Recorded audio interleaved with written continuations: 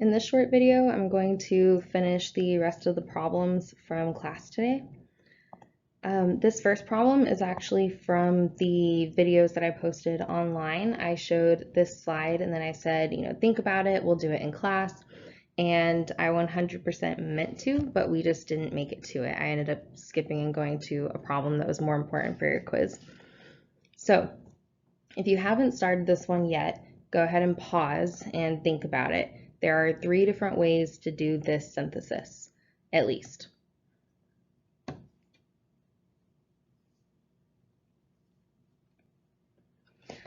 Okay, so like I said, there are 3 different ways to do it, and basically it depends on what you're using as your carbonyl compound and what you're using as your Grignard.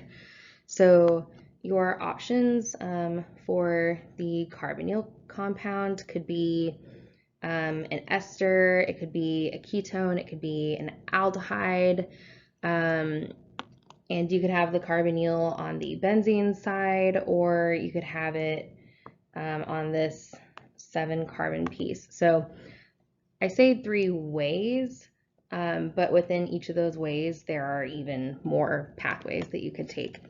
So we're just going to go through a couple simple ones. One of the things that you may have noticed really quickly is that the 2 R groups attached to this tertiary alcohol are the same. And so this is kind of a great setup for reacting an excess of an ethyl Grignard with an ester, or any other carbonyl compound, to be honest. But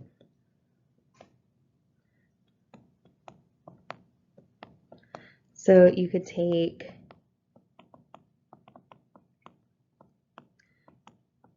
any ester that has benzene as the base, has your carbonyl carbon in the benzylic position, and you would be good to go. This is actually just a 2-step synthesis, essentially.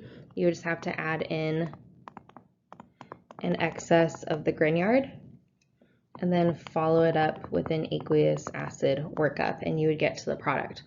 Because remember, when the Grignard initially attacks, you're going to go through an intermediate,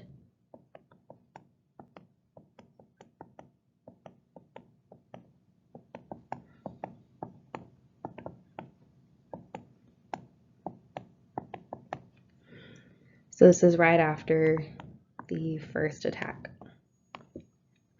And then you are going to reform your carbonyl double bond and kick out ethoxide.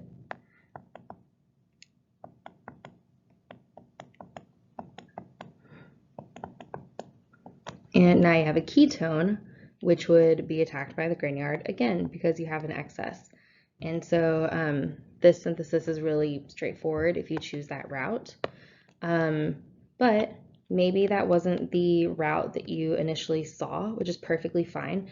A lot of the times when you do a synthesis problem, there are many, many ways to approach it. So maybe the route that you saw involved using benzaldehyde as your base, and you imagined that you would attack with the ethyl Grignard a couple times. This one's a little more complicated because when you add in your Grignard and follow it up with an aqueous acid workup, after step 2,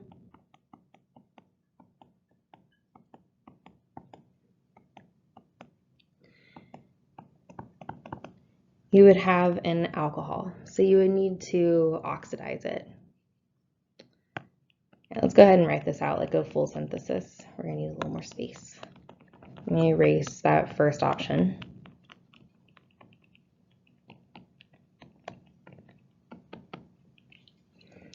So we're trying to get over here.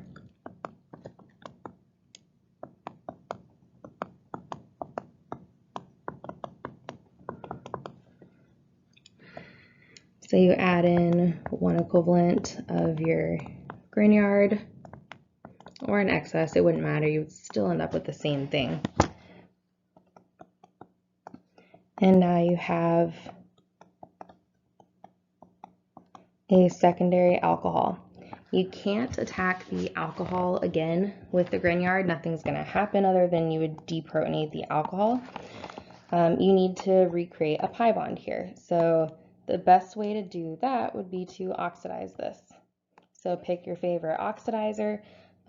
Typically, if you don't have to, you try to avoid using stronger reagents. So maybe you use PCC for this.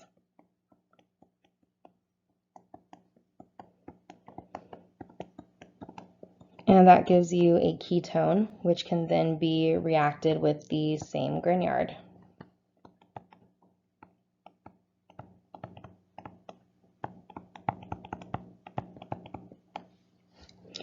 So what's important about this route is that while the ester route was really easy, if these R groups had been different, this would be the route that you would have to go.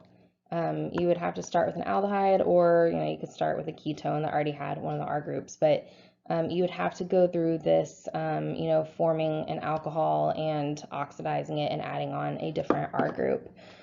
So that's important to keep in mind. So that's yet another option.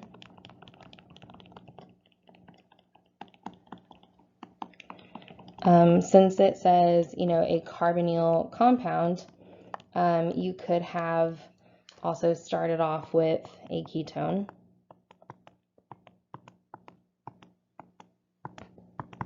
And attacked it with an equivalent of the ethyl Grignard.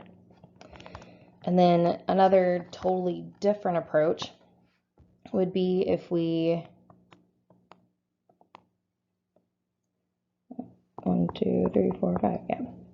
started off with a ketone and added in a different Grignard. So we're just changing, what side of the molecule the Grignard came from. This is another really, really simple synthesis. This one would also work. So there are several things that you could do. You could also start with an aldehyde and add in, maybe this Grignard first, and then oxidize it, and then add in an ethyl Grignard. There are a lot of different routes, but anytime that you're doing a quiz or an exam and there's a synthesis problem, as long as you come up with an answer that gets you there and it actually does get to the product, you're going to get some points.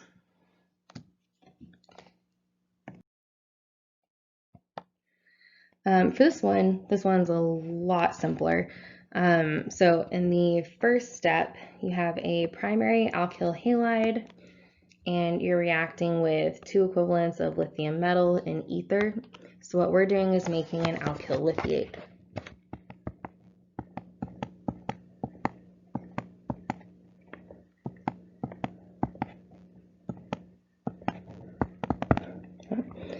So that's our organic product from that first part.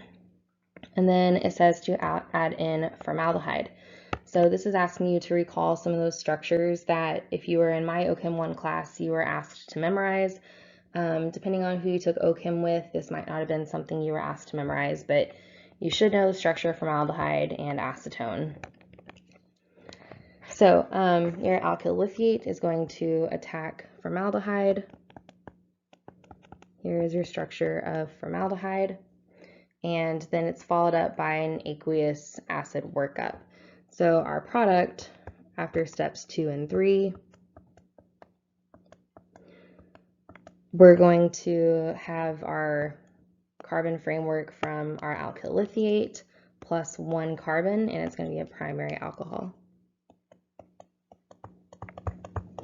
So that's our product once we've gone through step 3. Step 4 is asking you to pull some information from OChem 1, which hopefully you've noticed by now, even though we've only really had 1 class, is a trend, right? You do not get to forget OChem 1, so you probably want to review those reactions on the side. Reacting an alcohol with thionyl chloride, often with like pyridine as a base. is going to replace the hydroxyl group with a chlorine, and then we're kind of back at step one again. We're going to take our alkyl chloride and replace it with lithium to create an alkyl lithiate.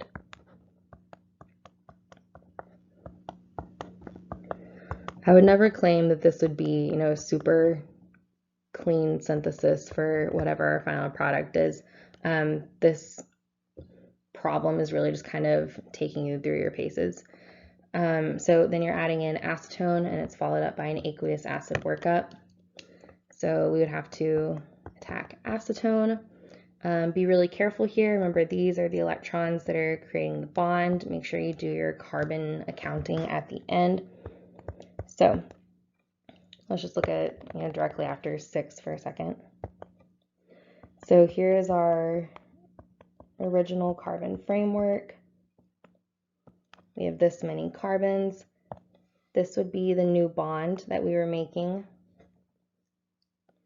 And then I will draw acetone in a different color.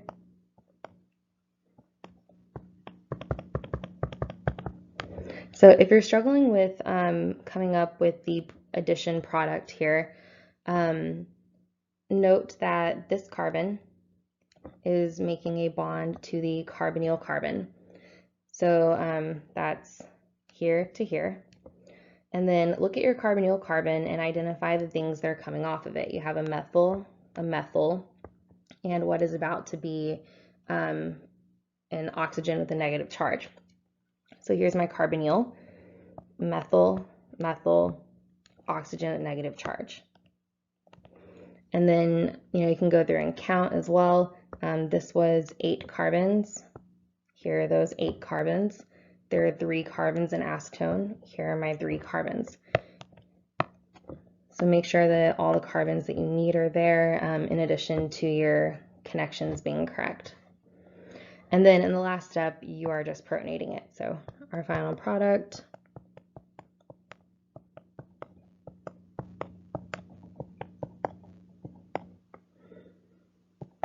is a kind of a drawn out tertiary carbon here. So these atoms came from acetone. The carbon and the 2 hydrogens here came from formaldehyde. And these 7 atoms and the hydrogens, 7 carbon atoms and the hydrogens came from our starting material. And that was it for the problems that we didn't get through this morning.